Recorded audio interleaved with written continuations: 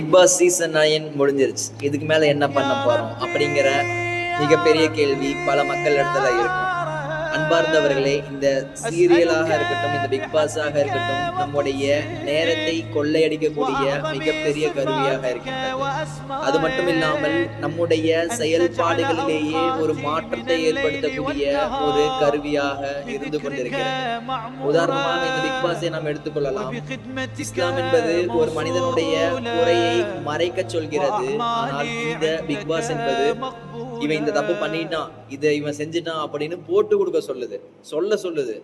எல்லாத்துக்கும் முன்னாடியும் பல மக்கள் பாக்குறாங்க.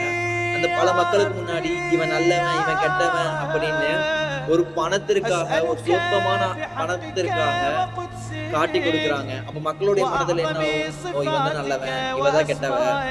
கடைசியில மக்கள் என்ன நினைப்பாங்க? இந்த பொண்ணு ஜெயிச்சா நல்லா இருக்கும், இந்த பையன் ஜெயிச்சா நல்லா இருக்கும்னு சொல்லி மக்களிடத்திலேயே அந்த குடும்பத்திலே ஒரு சிதைவு ஏற்படுத்துவதற்கு இந்த ஒரு பிக் பாஸே ஒரு காரணமாக இருக்கின்றது. ஆனால் பல குடும்பங்கள் இதை தெரியாமல் குடும்பமாக உட்கார்ந்து அந்த பிக் பாஸை பார்க்கக்கூடிய ஒரு அவல நிலைக்கு நம்முடைய இஸ்லாமிய சமுதாயம் சென்றிருக்கின்றது.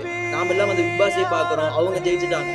சற்று நாம் யோசித்து பார்க்க வேண்டும். நம்முடைய வாழ்க்கையில நம்ம வெற்றி பெறணும்னா அவங்க ஜெயிச்சுட்டாங்க, தோத்துட்டாங்க, அது நமக்கு தெரிஞ்சிருச்சு.